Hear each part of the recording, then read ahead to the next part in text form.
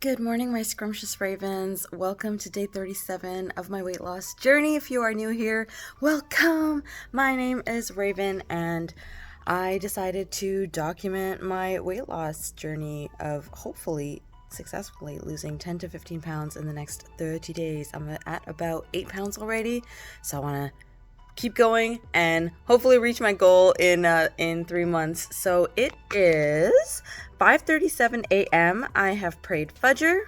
I have got my workout clothes on. I've done my bed. I've drank my had my protein shake, and I've also read some Quran. And now we're heading over to the gym. Let's go! And we're off to the gym. Not gonna lie, I'm actually looking forward to the gym today. Who am I? Who am I? Let's go. I reached the gym before 6 o'clock. It's 5:49 a.m.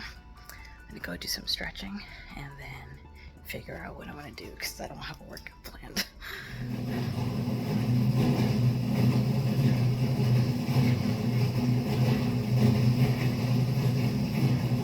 Now drive the lead. Just drive the heart rate up. Let's break everyone. Let's put that together. When work out. Again. Last time. I have no idea what I'm doing. Back to the side. So you're gonna stay with me. 4 more.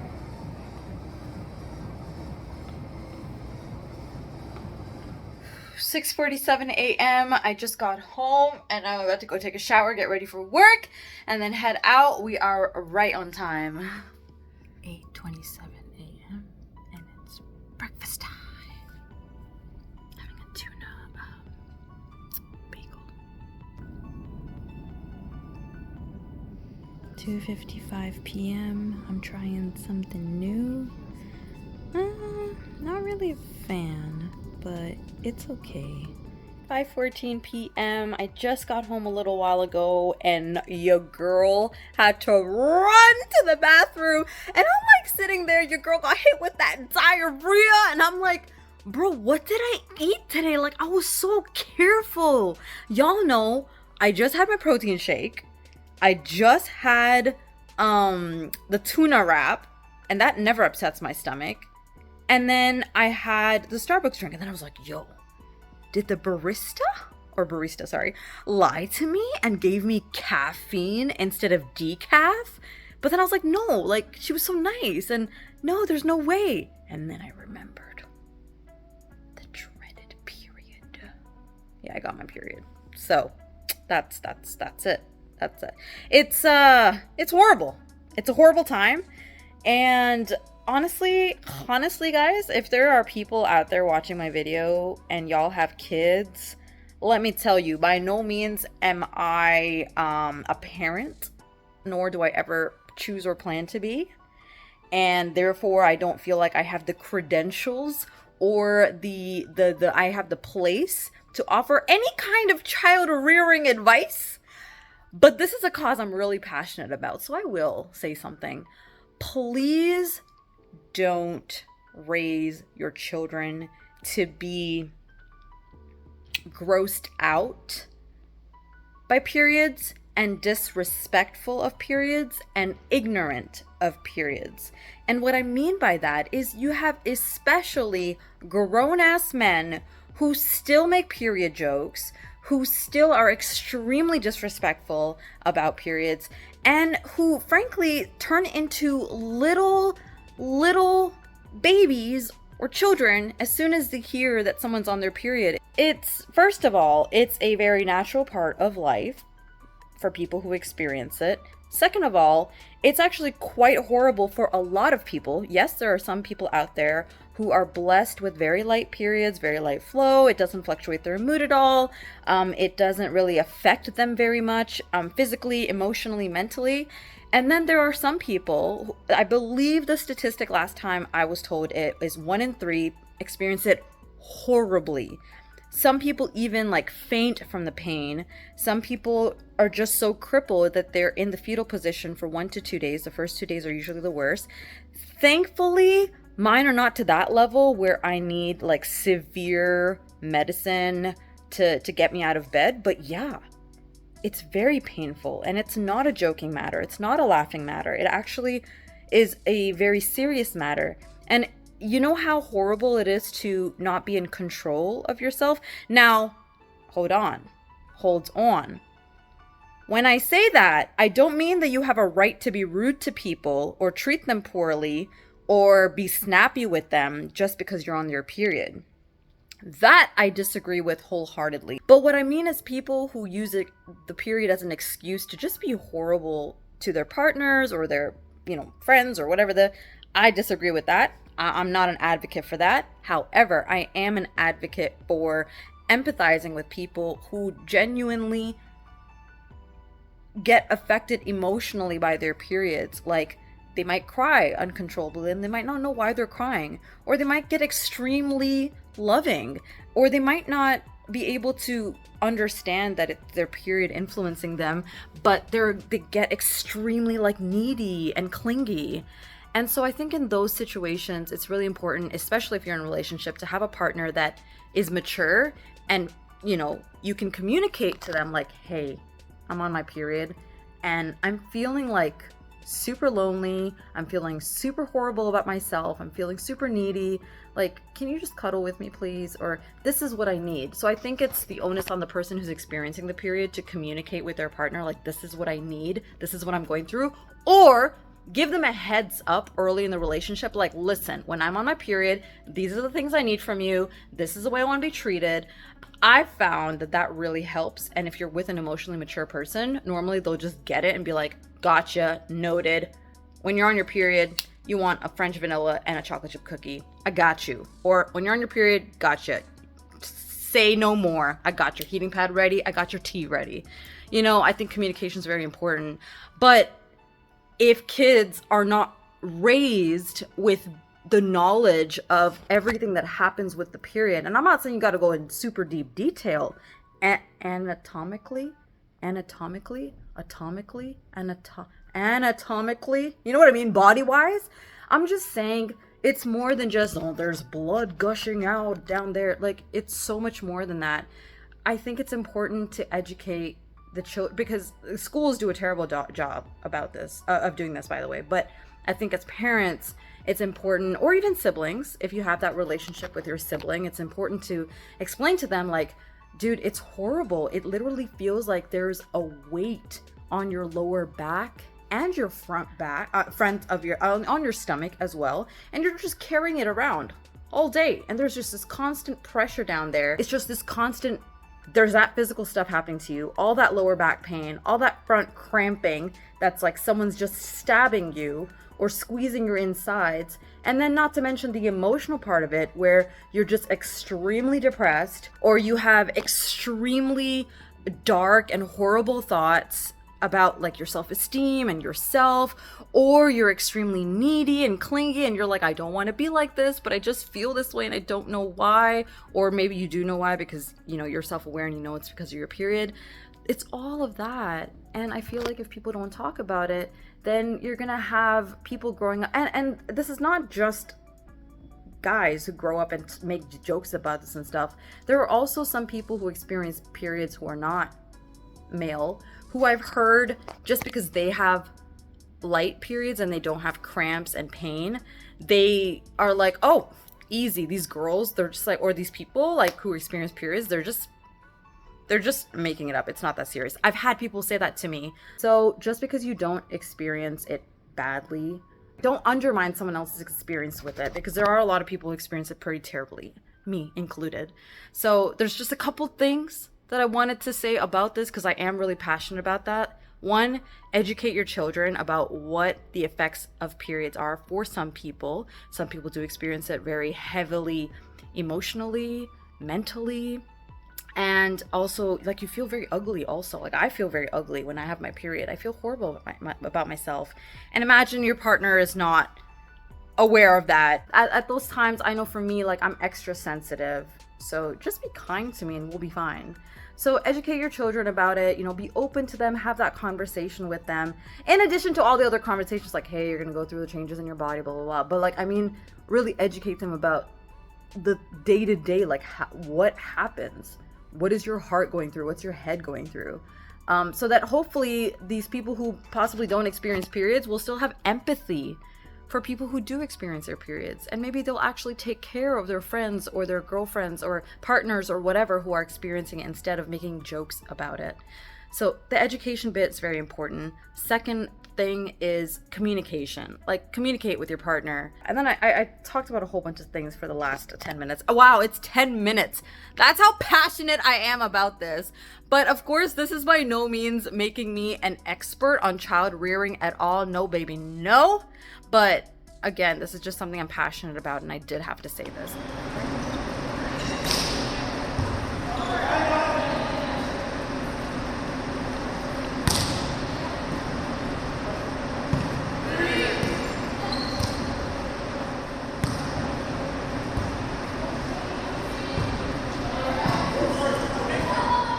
9:22 p.m. I'm finally home. Your girl walked all the way from volleyball to home with a lot of cramps. I am exhausted. I've hit over 20k steps today. That is wild.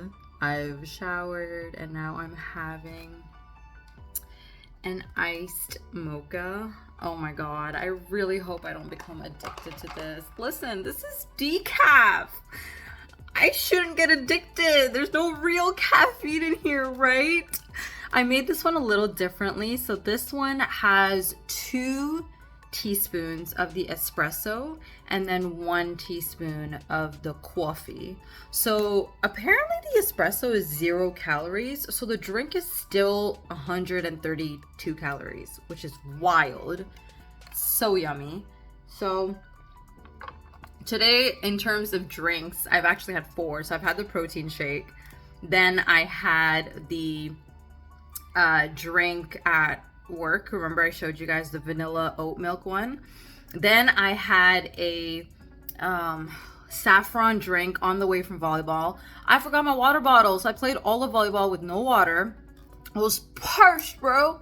So I'm gonna put a clip of that here. I also like when I was passing by with the saffron drink and streaming like on my way home, there were these 2 people that were in a shop and they started waving, which was so cute. It was so nice. So I included them in the video, said hello, and so I had that, and then now I'm having the mocha drink. So I was actually gonna eat something, but it is quite late and I don't want that to sit on my stomach or my chest. So I figured this one will have some protein in it, so at least I'll get something from it. And I'm feeling very tired. My back is hurting a lot. And so your girl doesn't have time to stand in the kitchen and cook herself something. So I'm just going to relax a little bit, stream, and hopefully head to sleep at a decent time. Check in with you guys right before bed. It's 12:10 a.m. I totally lost track of time. I was uploading Twitch animated emotes to my channel and it finally worked. Thank the sweet Lord. So I'm really excited to spend some time doing that tomorrow. But for now, I think I should go to sleep. I didn't eat anything after I had the iced mocha. Had an amazing time streaming. It was so fun. I miss it. And today was another really good day emotionally. So I'm happy about that. There were a couple of times during the day that were super triggering and I was feeling my body, like the anxiety levels increase. Basically there's someone in my life that I'm not getting along with, unfortunately, and I'm kind of distancing myself for the sake of my mental health, and a third party called to speak about it, and as I was speaking about it, it was giving me a lot of anxiety and making me relive a lot of the traumatic moments that I had with this person. And I'm really proud of myself for trying to get my thoughts and point across in a clear way without, having a complete breakdown and without lashing out at the person, the third party.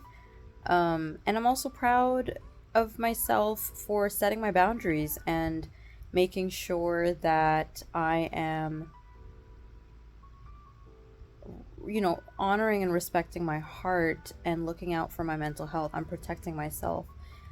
I, yeah, I'm just protecting myself, and I feel like it's just not the right time for me to try and get along with this other person. And so I rarely look out for myself like this. So this is a really monumental moment in my life. Like, I don't normally do this. I'm always the one apologizing. I'm always the one bending over backwards. I'm always the one, you know, being the bigger person. But this time I was like, no, I'm not okay.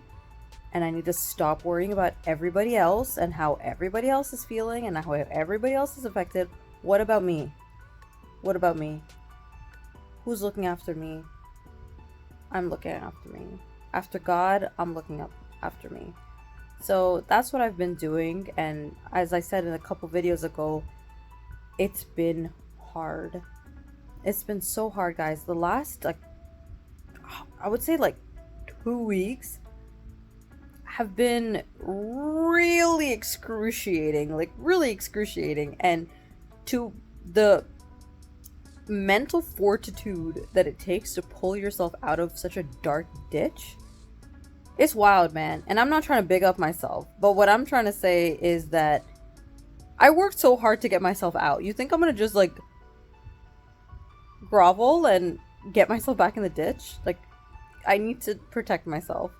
And so if there's anyone out there who is in a similar situation, and you've spent a lot of your life just caring about others, and there's nothing wrong with looking after others and caring for others, but it becomes a disservice to yourself when you are the one who is constantly left beaten and battered and bruised and bleeding. And who is patching your wounds up? You, and only you. Where's everybody else? Who's looking after your heart? That's what was happening to me, and I had enough. I was done. So if you're in that space in your life too, you got to draw the line somewhere. Eventually it's going to be too much, and you're going to break, and you're not going to have the capacity to bandage yourself. And then what? Then who's looking after you? So I had to do this for myself, because I was at capacity, and I was about to get to the point where I couldn't even take care of myself. I couldn't even bandage myself, but enough was enough for me. So I'm proud of myself for that. And, when the time is right, things will fall into place. But for right now, I'm focusing on myself, my mental health. I come first. And I hope that, we all have the strength and the mental fortitude to, at some point, draw that line and put ourselves first, because we deserve that. Our heart is so beautiful and innocent, and, our soul is lent to us.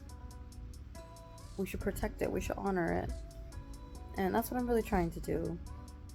So as always, I'm wishing your heart and your mind and your soul and your spirit and your body peace and good health and success and goodness and room for growth and self-improvement and room for healing and loving yourself. I hope you all stay safe. I hope you all stay scrumptious. Take care of yourselves and have a great night. Raven out. And don't forget to spread those scrumptious vibes.